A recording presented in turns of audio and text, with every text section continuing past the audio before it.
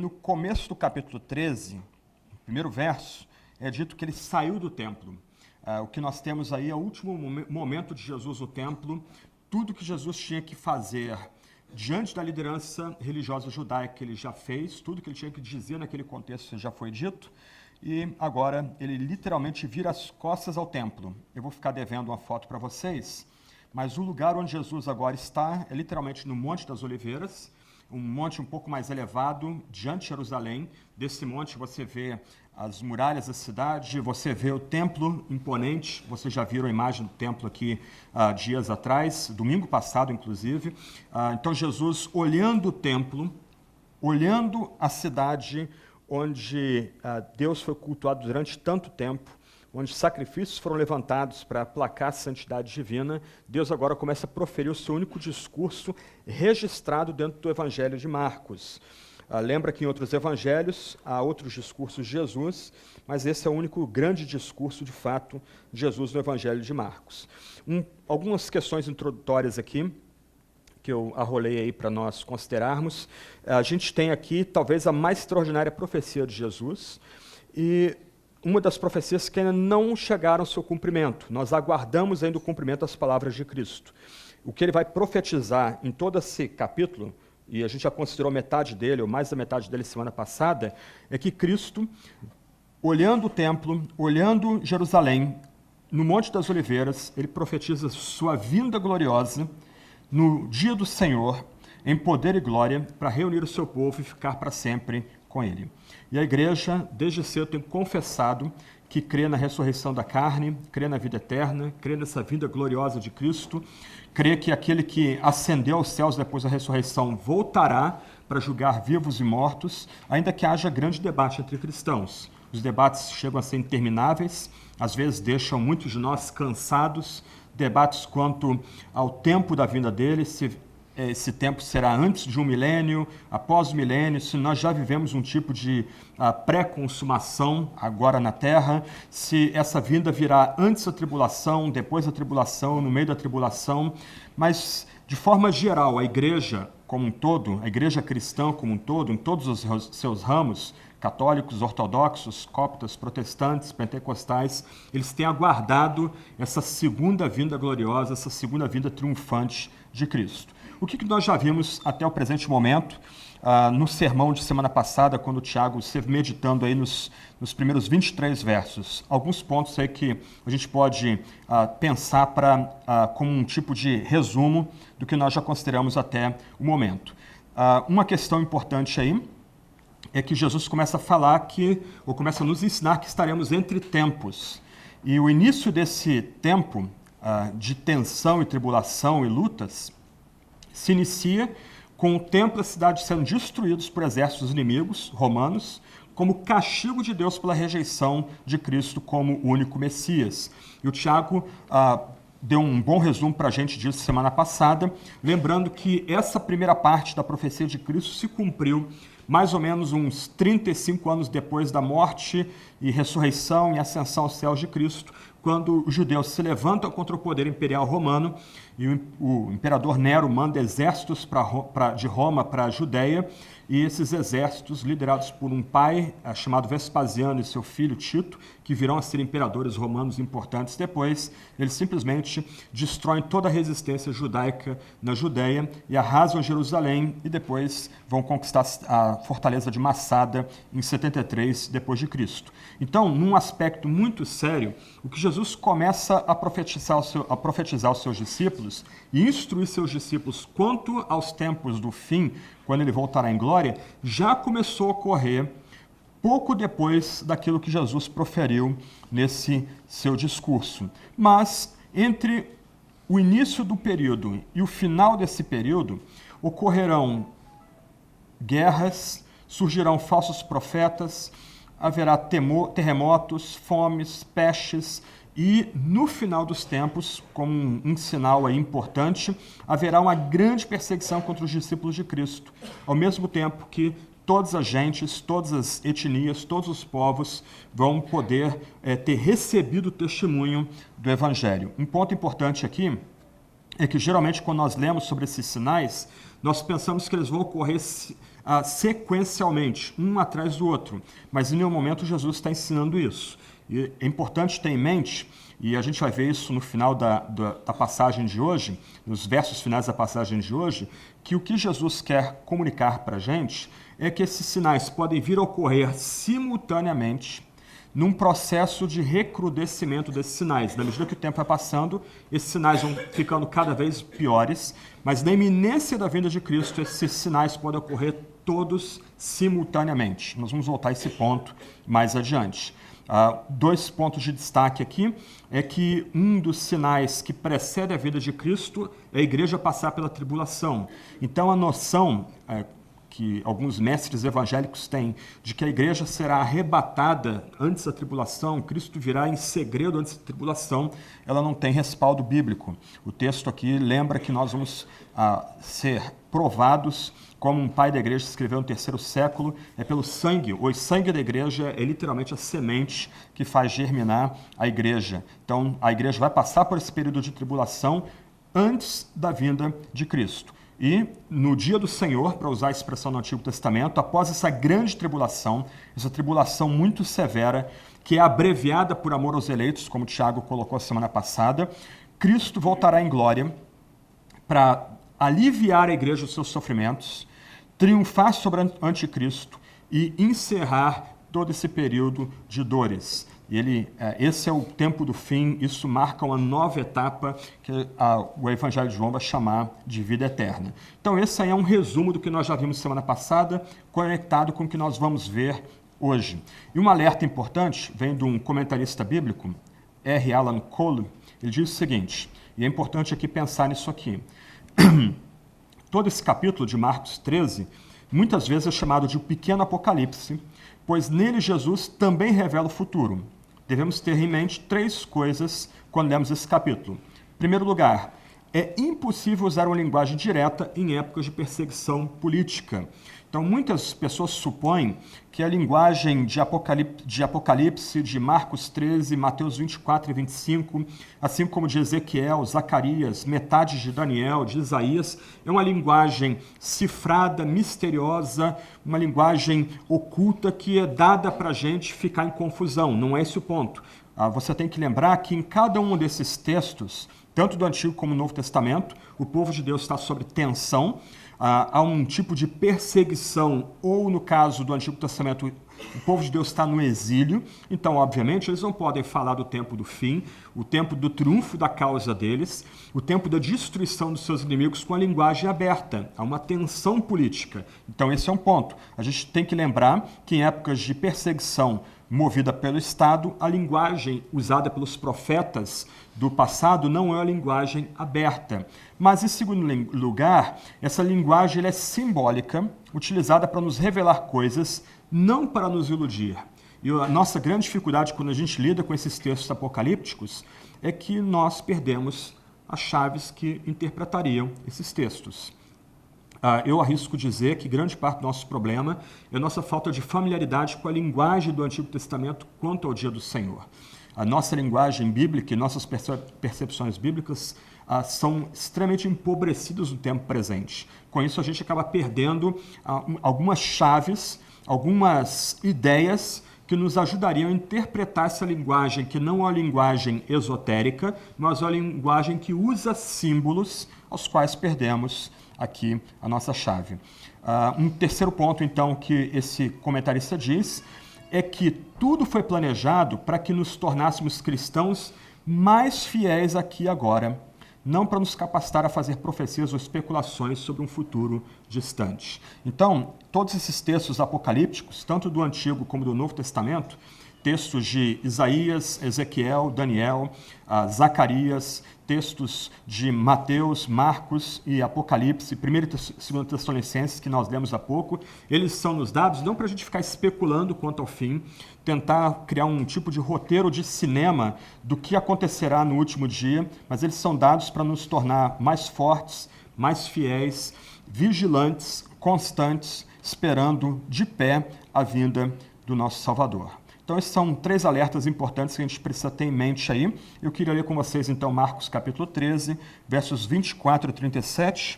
Nós estamos continuando a sequência que foi começada pelo Tiago semana passada, quando ele tratou de Marcos 13, versos 1 até verso 23, que já foi resumido para a gente aí.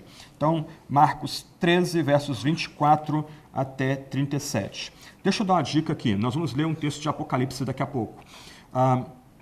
Um grande problema de gerações, talvez geração passada, a geração da avó do Tiago, que ele comentou semana passada, é que eles não usavam propriamente a imagem. Hoje, o nosso pecado é que nós usamos a imagem, a imaginação em excesso. Mas eu queria desafiar você o seguinte: eu vou ler daqui a pouco um texto de Apocalipse, e um texto bem gráfico, bem visual. Enquanto eu estiver lendo, não tenta analisá-lo, não tenta entender as conexões entre sujeito, verbo e predicado e tentando entender linearmente o texto. Enquanto eu estiver lendo o texto, aliás, enquanto a gente estiver lendo o texto de Marcos, tenta imaginar o texto na sua cabeça como um filme que se passa, ok? Esse é um ponto importante para a gente. A linguagem aqui é essencialmente simbólica. Então, nós podemos usar os recursos da nossa geração, que imagem, YouTube, filmes, vídeos, desenhos, etc. e tal, para tentar como que passar um filme em nossa cabeça enquanto nós estamos ouvindo a leitura desses textos. Daqui a pouco a gente vai ler sobre Cristo cavalgando para vencer. Então você tem que imaginar toda aquela linguagem simbólica retratando Jesus Cristo, uma espada que lhe sai da boca, ele vindo num cavalo para vencer, os abutres se ajuntando para o último banquete, etc. Então, na medida que a gente vai lendo o texto, tenta retratar esse texto na sua mente como um tipo de filme, como um tipo de imagem. Usa a sua imaginação para tentar entender melhor a linguagem simbólica contida nessas passagens. Vamos lá, então. Mas, naqueles dias, depois daquela tribulação, nota a sequência, ok? Nós vimos isso semana passada, a igreja vai passar a tribulação. Verso 20, se o Senhor não abreviasse aqueles dias de tribulação, ninguém seria salvo, mas por causa dos eleitos que ele escolheu, ele abreviou aqueles dias, então ok. Mas naqueles dias, depois daquela grande tribulação, o sol escurecerá, a lua não dará a sua luz, as estrelas cairão do céu, e os poderes que estão no céu serão abalados. Então o Filho do Homem será visto nas nuvens com grande poder e glória, e logo enviará seus anjos e reunirá seus eleitos desde os quatro ventos, da extremidade da terra até a extremidade do céu. Aprendei, pois, a parábola da figueira. Quando os ramos se renovam, as folhas brotam, sabeis que o verão está próximo. Assim também vós, quando virdes acontecerem essas coisas, sabei que ele está próximo às portas. Em verdade vos digo que essa geração não passará até que todas essas coisas aconteçam. Céu e terra passarão, mas nunca as minhas palavras. Contudo, quanto ao dia e à hora, ninguém sabe, nem os anjos do céu, nem o Filho, mas somente o Pai. Tende cuidado, vigiai, porque não sabeis quando chegará o tempo. É como um homem que sai de viagem. Ao deixar a sua casa, ele dá autoridade aos seus servos, a cada um sua tarefa, e ordena também ao porteiro que vigie. Portanto, vigiai, pois não sabeis quando o Senhor da casa chegará, se à tarde, se à meia-noite, se ao cantar do galo, se pela manhã, para que, se chegar de repente, não vos ache dormindo. O que vos digo a todos, vigiai. Nós podemos dividir essa passagem em 3 pontos. O primeiro ponto aí vai do verso 24 ao verso 27. Nosso Salvador, ele começa a tratar propriamente do seu retorno em glória ao fim da grande tribulação. Então, toda essa sessão, que vai do verso 24 ao 27, trata da vinda de Cristo. E a linguagem aqui é uma linguagem simbólica que apela à nossa imaginação. Toda a linguagem aqui tem que ser retratada por meio de imagens. Depois daquela tribulação, o sol escurecerá, vai ficar bem mais escuro do que o nosso dia meio invernal hoje. A lua não vai dar mais sua luz, o sol não vai refletir na lua para iluminar a noite. As estrelas cairão, os poderes que estão no céu serão abalados, haverá algum transtorno cósmico, e aí o Filho do Homem será visto vindo das nuvens com grande poder e glória. Toda imagem aqui apela à nossa imaginação. Toda imagem aqui requer não uma mera análise literal da passagem, mas que a gente visualize o terror, mas também a glória que haverá nesse dia. O nosso Senhor começa falando nos versos 24 e 25 que sua manifestação, seu aparecimento, será antecedido por manifestações cósmicas. Lembra que Jesus menciona, isso foi frisado semana passada, que entre a sua primeira vinda e a sua segunda vinda ocorrerão todos aqueles transtornos que já foram ditos semana passada aqui, resumidos há pouco, fomes, terremotos, guerras, etc. e tal, mas na iminência da vinda dele, esses sinais serão intensificados. Um dos pontos importantes a se destacar aqui é que haverá uma grande perseguição à igreja, será uma perseguição muito violenta à igreja, mas um outro sinal importante é que haverá uma bagunça no cosmos. Eu não consigo entender essa linguagem aqui como uma linguagem meramente figurada. Eu entendo que a linguagem aqui tem que ser entendida de forma literal. Na iminência da vinda de nosso Salvador, na iminência da vinda de Cristo, haverá uma bagunça no cosmos. Os elementos do cosmos serão bagunçados.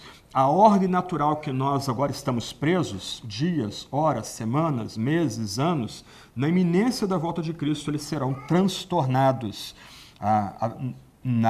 No final daqueles dias, daquela tribulação, então haverá um embaralhamento nesse cosmos.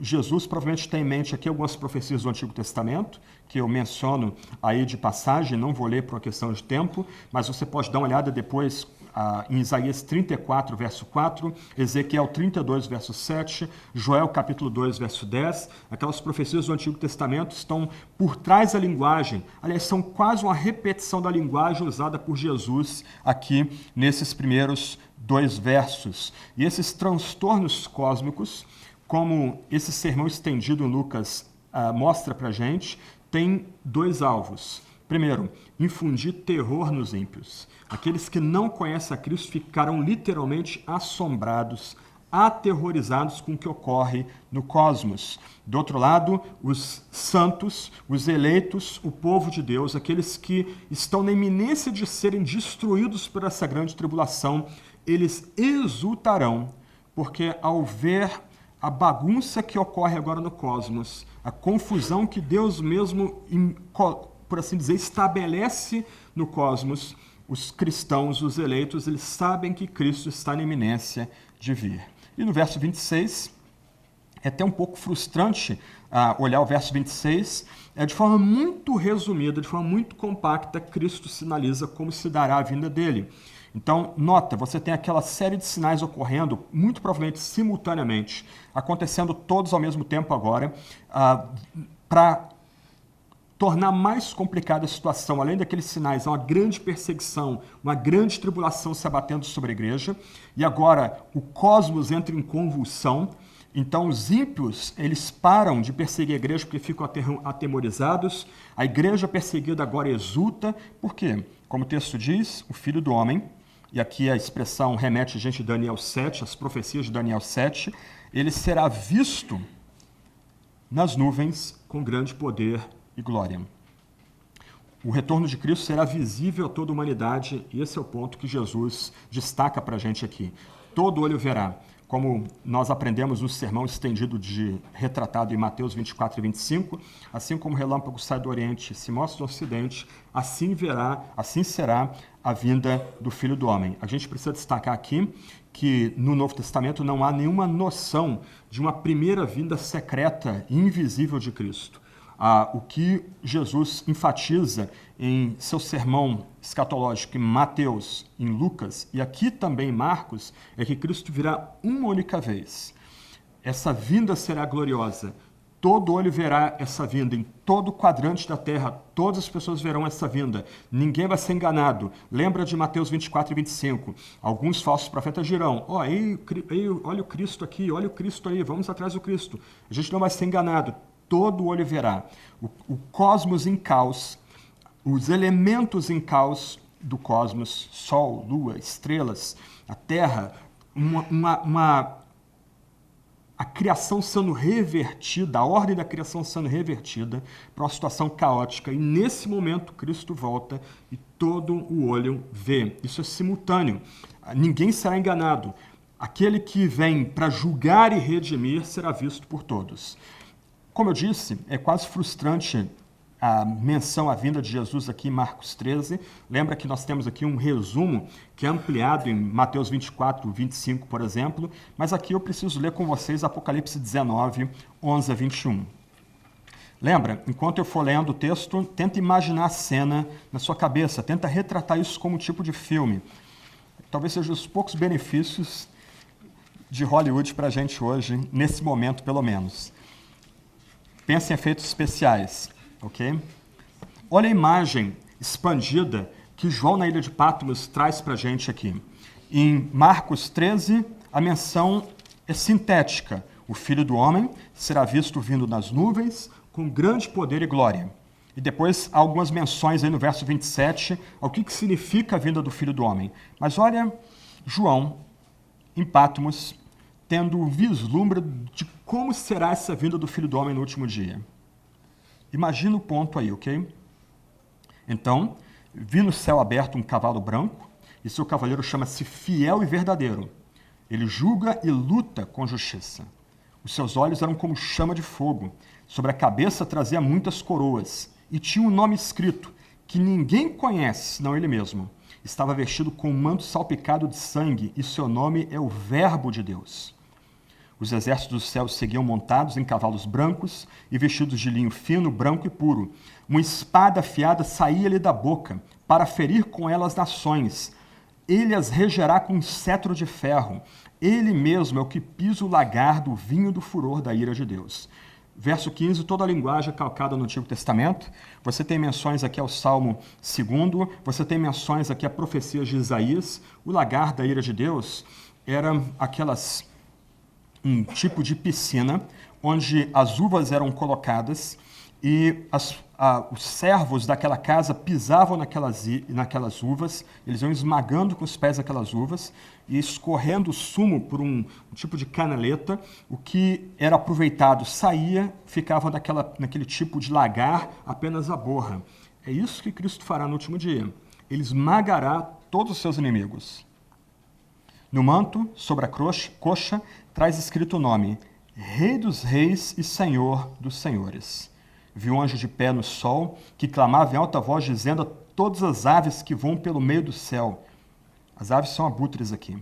Vinde, ajuntai-vos para a grande ceia de Deus, para comerdes a carne de reis, de comandantes, de poderosos, de cavalos e de seus cavaleiros, sim, a carne de todos os homens, livres e escravos, pequenos e grandes.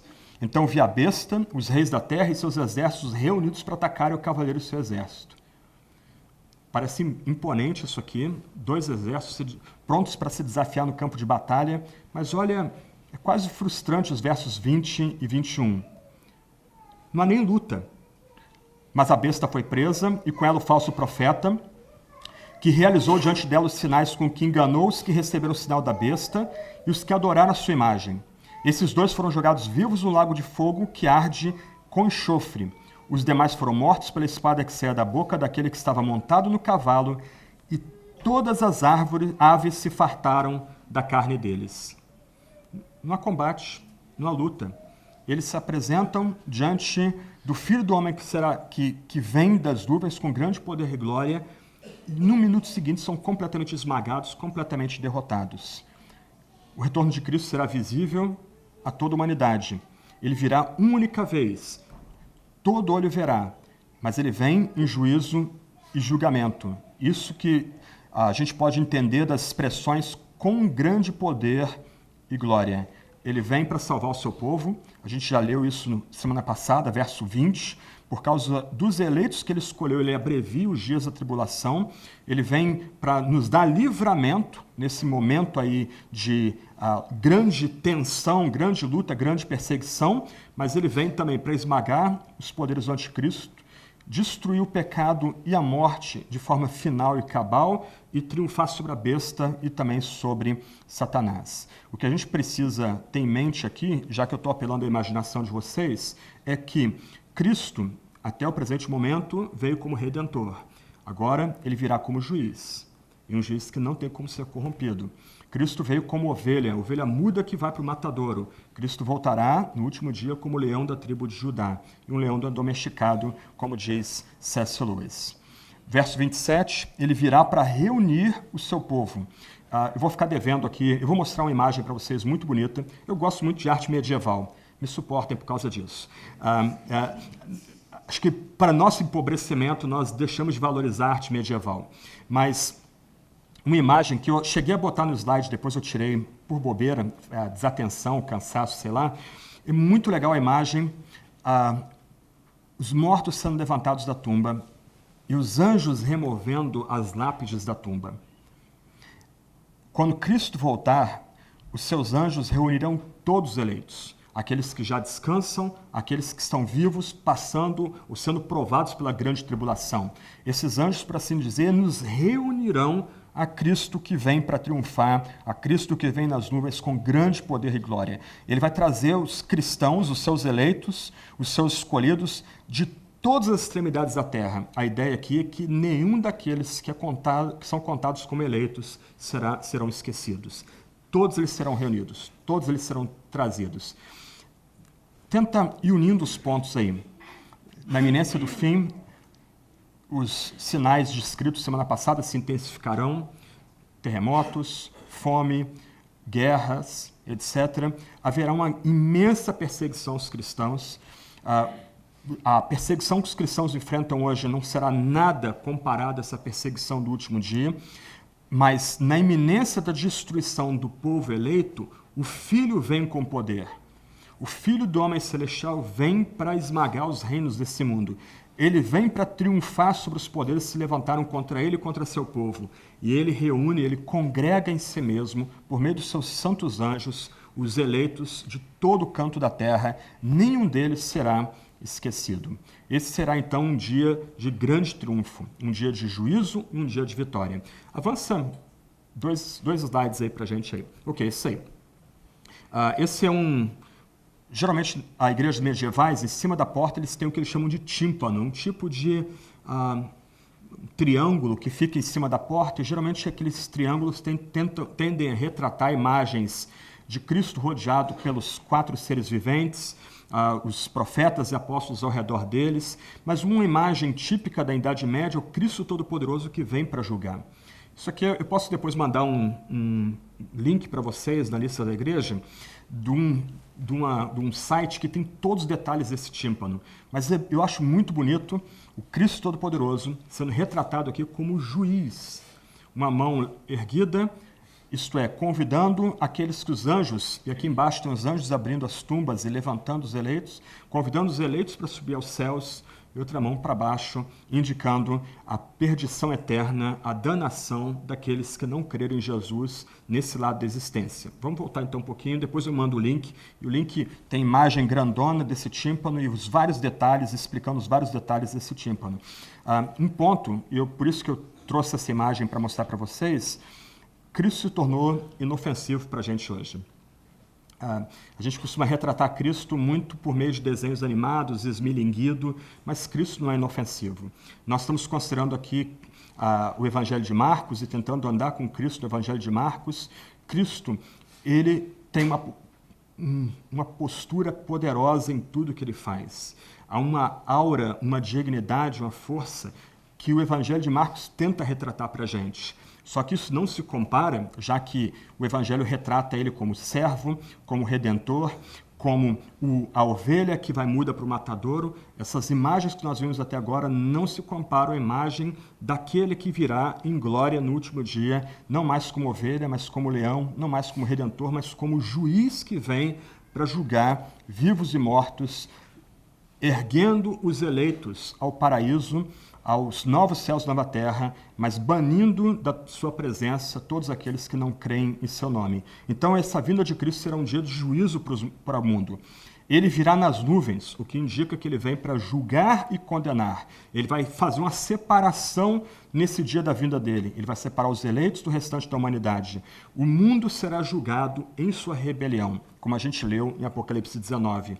Ele vem para julgar com um cetro de ferro. Como a gente lembra, e essa é a imagem do Salmo 2, ele vem para rir, para debochar dos poderosos, dos reis, dos governantes, daqueles que detêm poder nesse mundo. Se aqueles não se curvarem, não beijarem o Filho, eles serão julgados, esmagados na sua ira e no seu julgamento. Mas esse dia, um dia terrível para aqueles que não creem em Jesus, para aqueles que não são contados como eleitos, será também um dia de vitória para Cristo e para a sua igreja.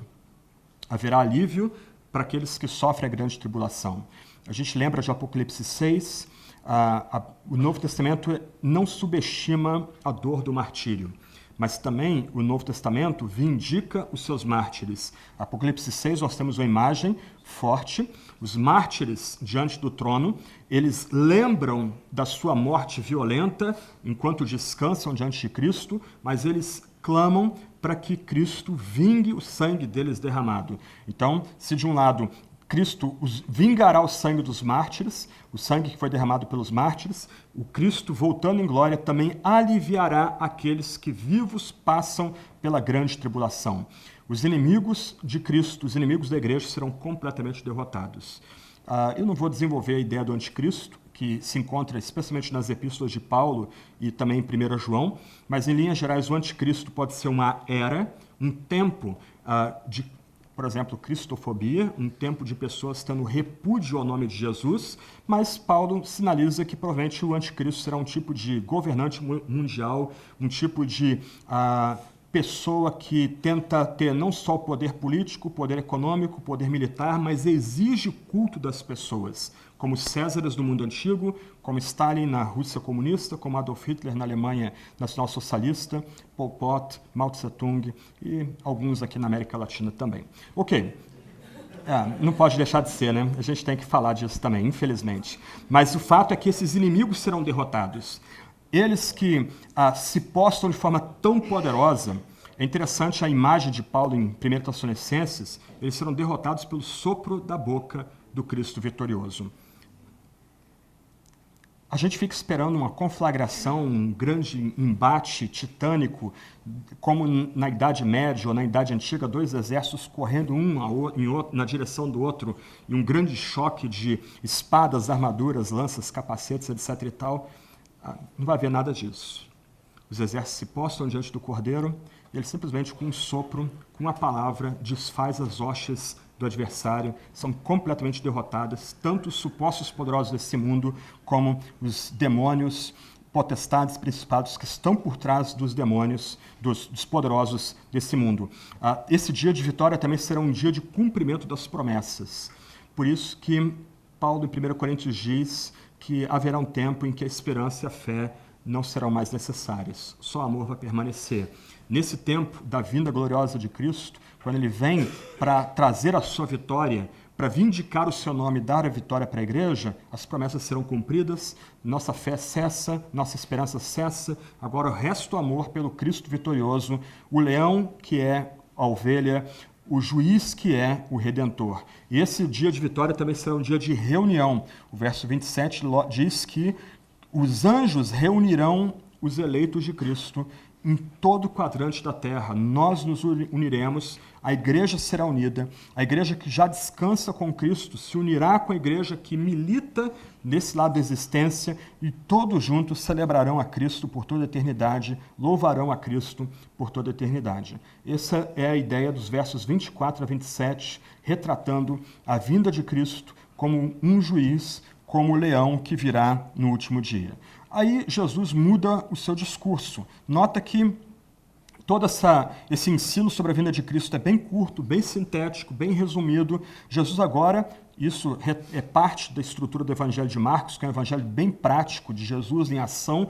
Jesus agora se preocupa em como nós devemos aguardar essa vinda gloriosa, versos 28 até 32.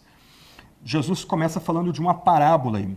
E esse é um problema para nós aqui. Nós somos gente criada em grandes centros urbanos, pelo menos a maior parte de nós. Nós não temos familiaridade mais com essas parábolas tiradas do dia a dia de um povo essencialmente agrário. O que Jesus começa a notar aqui é que, por meio dessa parábola, nós devemos ter a certeza de que a vinda de Cristo é certa.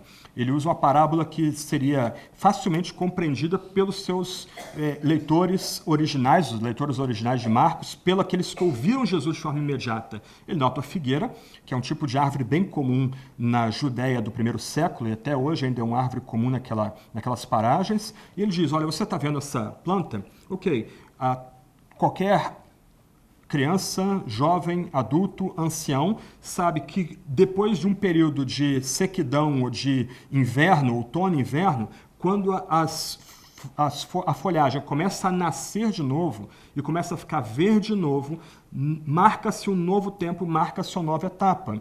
Então, o ponto de Jesus é o seguinte: olha, quando vocês olharem, da mesma forma que vocês podem predizer que começa uma nova estação, obrigado, quando começa uma nova estação, então, da mesma forma, vocês podem ter certeza, quando esses sinais começarem a acontecer, Cristo está às portas, Cristo voltará, Cristo está próximo de vir. Então ele diz que a gente deve aprender da figueira e ele conta essa parábola, uma parábola que seria comum àquelas pessoas ali, que seria familiar àquelas pessoas, mas que para nós hoje não faz, meio difícil de visualizar isso. Mas o ponto é, assim como a folhagem muda, assim Cristo voltará. Aqui é uma reminiscência de Jeremias capítulo 1, onde Deus faz um jogo de palavras com o profeta, mas a gente pode deixar nesse ponto aqui, porque senão a gente vai ter que derivar um pouquinho aí. Mas o fato é que quando nós olharmos esses sinais na criação, nós podemos ter certeza de que Cristo voltará uma única vez, todo olho verá, e essa volta gloriosa de Cristo marca o triunfo final de Cristo sobre os poderes desse mundo, sobre Satanás, sobre o pecado, sobre o mal, sobre o que é demoníaco também. E aí Jesus continua seu discurso, versos 30 e 32, a gente é chamado aí então a confiar nas palavras de Jesus. A gente é lembrado pela parábola que as palavras de Jesus ocorrerão com certeza, e aí Jesus afiança isso, garantindo que o que ele disse se cumprirá. E ele faz isso por meio de dois ditos, versos 30 e 31. Em verdade vos digo, que é uma expressão de alerta. Olha, presta atenção no que eu estou dizendo. O que eu estou dizendo agora é verdadeiro, é digno de toda confiança. Essa geração não passará até que essas coisas aconteçam. Céu e terra passarão, mas nunca as minhas profecias ou as minhas palavras, o que ele está dizendo nesse capítulo para a gente aqui. A expressão essa geração não passará é importante porque sinaliza que tudo isso aqui ocorrerá na morte e na ressurreição de Cristo, que nós vamos começar a ver nos capítulos 14 e 15, mas também com a destruição de Jerusalém.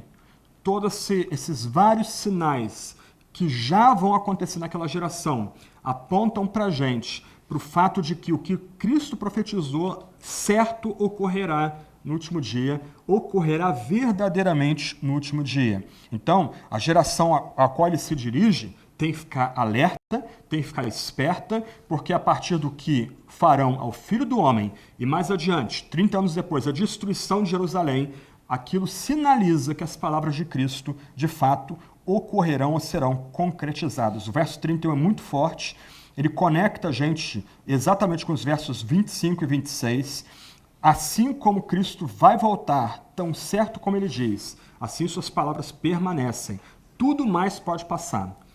Toda essa criação pode passar, mas o que Cristo diz permanecerá e por isso a gente deve encarar com seriedade, né? Em verdade vos digo, a gente deve tratar com absoluta seriedade as palavras de Jesus. E aí há um dito, verso 32, que a gente às vezes passa batido, é um dito complicado, e eu vou explicar por quê. Jesus lembra que a gente tem que ter certeza que a vinda dele é certa, que a gente deve confiar nas suas palavras de que ele de fato virá, mas do outro lado, a gente não deve se encantar com pessoas que queiram marcar o tempo da vinda dele. Qualquer pessoa, não importa pastor, teólogo, profeta, profetisa, apóstolo, apostolesa, bispo, episcopisa, não é bispa, o feminino de bispo, ok? Não importa quem diga, ninguém tem o direito de dizer com certeza ou sugerir com algum grau de certeza o tempo da vida dele. Isso é vedado. E é vedado aos anjos no céu e até mesmo ao Filho. E aqui eu não vou explicar isso, porque aqui é muito complicado. Curiosamente, dois comentaristas, eu estou indo além do que dois comentaristas fazem. Dois comentaristas nem comentam essa passagem, eles simplesmente pulam essa expressão. Nem o Filho sabe o tempo da sua vinda, mas o ponto aqui é que essa noção de nem o Filho saber deve nos levar a envolver todo esse tempo, a embrulhar todo esse tempo em mistério. Assim como Cristo voltará uma única vez e todo olho virá, ninguém deve sair correndo atrás de profetas ou profetisas, bispos ou episcopisas, apóstolos, apostolesas, achando que alguém tem nesse lado da existência autoridade para dizer quando Cristo voltar. Nem os anjos sabem, e pelo menos naquele momento específico, naquele momento do tempo da história da redenção, nem mesmo o Filho saberia dizer quando ele voltaria. Há algumas formas de atenuar a ênfase aqui de nem o Filho saber, como a expressão sabe aqui, na verdade, em grego é ver, mas eu vou deixar nesse ponto aqui, o que Jesus quer lembrar é que ninguém tem o direito de marcar a vinda de Cristo ou sugerir quando ele voltará, quando ele retornará em glória. Toda a esperança baseada em cálculos aqui é descartada. Quando eu era adolescente, eram muito famosos no nosso meio livros de um escritor evangélico chamado Hal Lindsey. Vários livros dele circulavam no nosso meio, geralmente livros bem sensacionalistas quanto à vinda de Cristo, e em algum momento ele sugere, inclusive, a proximidade da vinda de Cristo para algumas questões conjunturais de política e economia da final da década de 70 e 80. Essa era uma época, livros de Hal Lindsey, por exemplo, em que ele visualizava um grande embate entre os exércitos do Ocidente e os exércitos da União Soviética no Vale do Megiddo, em Israel, e ele usava algumas profecias de Ezequiel. Era tudo muito bonito, né? Mas aí o Muro de Berlim caiu em novembro de 1989 e os livros dele tiveram que sair de circulação rapidinho, mas a gente continua lendo e vendo os filmes dele, deixados para trás, esse tipo de bobagem meio fantasiosa que a gente tem aí em nosso meio. Mas o fato é que nós não podemos nos encantar com líderes e pregadores que tentam sugerir quando Cristo voltar. Isso está oculto aos anjos, que nos reunirão no último dia, e naquele momento específico, Cristo diz que está oculto a ele, só o Pai que sabe. Terceiro e último ponto agora, versos 33 a 37. De forma coerente com a estrutura do Evangelho de Marcos, o que o nosso evangelista quer enfatizar para a gente aqui não é nem tanto a glória da vinda de Cristo, que é mais bem retratado em outras passagens, como lemos aqui em Apocalipse 19, mas ele quer lembrar que a gente tem que permanecer de sobreaviso. Nós precisamos vigiar. Para mim, aqui o que me ocorre, para tentar explicar a ideia de simultaneidade desses sinais ocorrendo na iminência da volta de Cristo, é citar aquela música, o título da música dos Titãs, Tudo ao Mesmo Tempo Agora. A ideia aqui é que esses sinais, na iminência da vinda de Cristo, ocorrerão simultaneamente, todos ao mesmo tempo, com uma intensidade maior do que ocorreram no decorrer da história, mas na iminência da vinda de Cristo, os elementos serão zoados, serão bagunçados, para assim dizer, no meio de uma grande tribulação que os eleitos estão sofrendo, e aí Cristo voltará em glória, todo olho vendo ele, todo olho contemplando, alguns completamente aterrorizados, outros exultantes, porque Cristo vem para vencer, e a igreja vencerá junto com ele. Nesses versos finais, o que tem que chamar a atenção da gente é a expressão vigiai, que aparece 3 vezes aí. Verso 33, verso 35, verso 37. Vigiai. Vigiai, é um imperativo, é uma ordem, é um comando. Isso está ligado ao verso 32. Quanto ao dia e a hora, ninguém sabe, nem os anjos do céu, nem o Filho, somente o Pai. Somente o Pai sabe o tempo do fim, quando essa história se encerrará, quando essa tensão que o crente vive entre tempos, entre o já e ainda não, acabará e quando Cristo voltará triunfantemente em glória. Então, porque só o Pai sabe, então a gente é chamado aqui 3 vezes a ter cuidado, a vigiar. Verso 33, tende cuidado, vigiai, porque não sabeis quando chegará o tempo. Então, se esses sinais podem ocorrer simultaneamente e não sequencialmente, minha posição, na verdade, é que eles vão ocorrer dessa forma simultânea, então o crente ele tem que ser desperto, ele tem que estar alerta, eles têm que vigiar o tempo todo. Aqui não há espaço para tolice, não há espaço para sermos enganados pela fala fácil de supostos profetas. Aqui nós somos chamados a um viver responsável, um viver alerta, olhando os sinais foram dados para todos nós aqui. Os sinais não são dados para uma elite espiritual, para certos líderes espirituais, os sinais estão abertos, as cartas estão na mesa. Qualquer um de nós pode abrir o texto sagrado e investigar esses sinais. Então nós somos chamados agora a ter uma atitude de vigilância, olhos abertos, olhem, assim como a figueira muda a sua folhagem, tudo que Jesus disse vai acontecer. Então, olhem o que está diante de vocês. Vigiem, fiquem acordados. Agora, Lucas 21, 36 acrescenta outro dado. Lembra que Marcos 13 é um texto resumido, é um ensino resumido de Jesus. A gente tem que buscar mais ensino de Jesus sobre isso em Mateus 24 e 25, Lucas 23 e depois nas cartas de Paulo e do apóstolo João. Mas olha o que diz Lucas 21, verso 36. Por isso que Lucas e Marcos e Mateus são chamados sinópticos, porque eles estão retratando ações simultâneas, só que com palavras diferentes, com pontos de vista diferentes.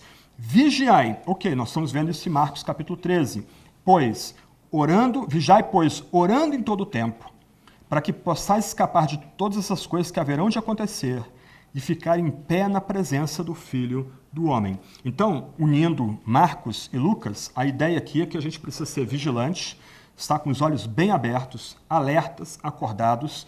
A gente tem que, como eu já mencionei alguns sermões atrás, a gente tem que ter a Bíblia na mão, jornal na outra, o jornal interpretado pela Sagrada Escritura. Nenhum de nós é chamado aqui a dormir, a gente é chamado a vigiar, mas a gente vigia orando em todo o tempo.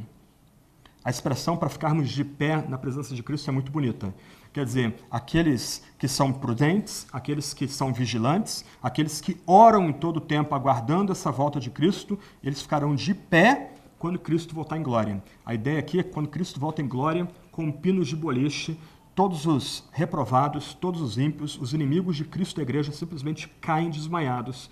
Mas a igreja que vigiou, a igreja que se manteve alerta e desperta em oração, ela reunida pelos santos anjos, ela fica de pé diante de Cristo. Então a gente é chamado aqui a ter uma atitude de vigilância constante e de oração constante. O crente, ele é alguém que percebe os sinais, ele é alguém alerta, ele não é um tolo, ele não é alguém facilmente engrupido ou enganado por líderes ou profetas charlatões. Ele é chamado a vigiar e orar, ele tem diante de si os sinais que precederão a vinda de Cristo, então ele não deve ser alguém que dorme e que deixa de orar. E a gente deve vigiar e orar, verso 33, porque a gente não sabe quando chegará o tempo.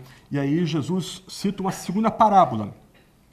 E é uma parábola também rural, uma parábola do tempo dele. Ele fala aqui de um homem saindo em viagem.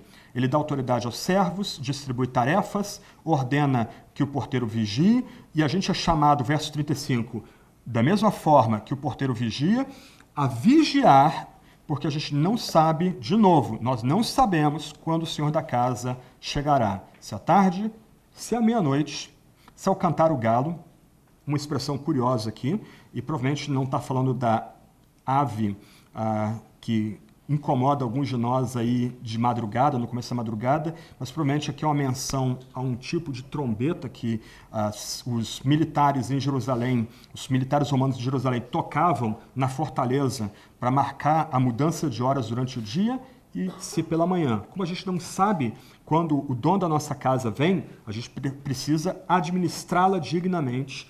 A gente posta uma pessoa na porta para ficar vigiando quando o Senhor vai chegar, para ele alertar aqueles que estão trabalhando na casa, para que quando o Senhor chegar, ele se agrade da casa bem arrumada, da casa bem ajustada. Então a gente é chamado a vigiar. 2 vezes é mencionado isso, gente. Verso 33. Tende cuidado, vigiai, porque não sabeis quando chegará o tempo. De novo, vigiai, pois não sabeis quando o Senhor da casa chegará, se meia da noite, à tarde, manhã ou quando tocar o sinal da mudança da hora. E a gente deve vigiar, porque se ele chegar de repente, ele não vai achar a gente dormindo. Aqui é uma expressão também, de certa forma, misteriosa, já que a gente já viu antes que é por amor aos eleitos que a tribulação será abreviada pela vinda de Cristo, mas, do outro lado, essa ideia de dormir aqui lembra que o crente tem que estar desperto, o crente tem que estar de olhos abertos, o crente tem que entender os tempos em que ele vive, ele não pode ter vida descuidada, ele não pode lidar com as questões do dia a dia de forma descuidada. E aí o verso 37 arremata: o que vos digo a todos, o que ele diz ali para os seus discípulos que estão escutando o sermão dele no Monte das Oliveiras, diante de Jerusalém. Ele também diz agora a todos que vão ler as palavras dele: vigiai. Isto é, sejam despertos, sejam alertas, sejam compromissados, sejam santos, sejam fiéis a Deus em todo o tempo, até o momento da sua vinda triunfante no último dia. Que lições a gente pode extrair dessa passagem? 3 pontos aí para a gente caminhar para o final aí. O que a gente nota nos primeiros versos, 24 a 27, é o propósito dos sinais que marcam a iminência da vinda de Cristo. Esses sinais não servem de base para a gente marcar datas e épocas. Toda essa paixão que alguns círculos entre os evangélicos e mesmo fora deles têm para tentar adivinhar a vinda de Cristo, para sugerir datas para a vinda de Cristo, na verdade desonra as palavras de Jesus, desonra o próprio Jesus que nos dá essa instrução, esses sinais que Cristo nos dá, essas pistas da iminência da sua vinda que Ele nos dá aqui, não são dadas para nós marcarmos tempos e épocas. Isso está oculto em Deus. O nosso papel aqui não é se lançar num exercício de futurologia ou de adivinhação quanto à vinda de Cristo. O nosso papel é, tendo ouvido as palavras de Cristo quanto a esses sinais que ocorrerão na iminência da sua vinda, ficarmos despertos, alertas, acordados, atentos, em outras palavras, vigilantes. Esses sinais são dados para nós sabermos que Cristo virá de fato. É interessante que em nenhum momento Cristo antecipa um tempo de paz antes da vinda gloriosa dele. Antes, entre a primeira vinda dele como ovelha e a segunda vinda dele como leão, primeira vinda como redentor, segunda vinda como juiz, ocorrerão terremotos, guerras, pestes, fomes. Isso vai recrudescer no último dia, vai se tornar mais eminente, mais forte no último dia. Haverá uma grande tribulação, sinais em todo o cosmos, aí Cristo vem em glória. Então, esses sinais nos são dados para assegurar de que Cristo voltará de fato como Senhor. Um outro ponto importante é que a data do retorno de Jesus é imprevisível. A gente tem que rejeitar completamente adivinhos, especuladores, supostos profetas que tentam ficar marcando a vinda de Cristo. Isso é temerário, é arrogante, é louco, até porque semeia confusão entre o povo de Deus. A gente pode pensar que, no passado, os adventistas do sétimo dia, seu fundador, um ex-batista, Guilherme Miller, tentando sugerir quando Cristo voltaria. A gente pode pensar nos testemunhas de Jeová, mudando as datas de Cristo segundo a sua conveniência. Alguns grupos hiperpentecostais ou bem radicais quanto ao seu pentecostalismo, como, por exemplo, lá no Rio de Janeiro, a Assembleia de Deus dos Últimos Dias, em que homens e mulheres andavam com vestidão na Baixada Fluminense. Você passar por aquelas pessoas com os vestidos compridos andando na rua, homens com um tipo de cor, as mulheres com outro tipo de cor, com aqueles vestidões. Todo esse tipo de noção de tentar adivinhar quando Cristo vem desonra o ensino de Cristo em Marcos 13, em outras passagens correlatas. Nosso papel, mais uma vez, é ficar vigilantes e constantes e rejeitar especulações, rejeitar profetadas, rejeitar aqueles que querem tentar fazer um exercício de futurologia, tentando marcar uma data da vinda de Cristo. E aí o terceiro ponto, a gente é chamado aqui a sermos homens e mulheres atentos e vigilantes em todo o tempo. A gente olha para esses sinais, aguardando a volta gloriosa dele, quando ele vai nos reunir, todos nós, pais, filhos, netos, irmãos que não se veem há muito tempo, irmãos que não se conhecem, mas são separados por etnias, ou por nações, ou por continentes. Todos esses se reunirão. A gente aqui é chamado a vigiar, esperando essa santa reunião que ocorrerá quando ele vier, quando Cristo vier em glória. Então a gente é chamado aqui a estarmos atentos, vigilantes o tempo todo. E um ponto importante aqui, aqueles que são descuidados com a vigilância, com essa santa vigilância, aqueles que não aguardam a vinda de Cristo, não podem ser reputados como verdadeiramente crentes, ou eleitos, ou salvos. O cristão verdadeiro, para parafrasear C.S. Lewis, ele lembra que essa vida aqui é uma prisão. Essa vida aqui é um campo de batalha. E como prisão, a gente espera a libertação. Essa vida não é um hotel.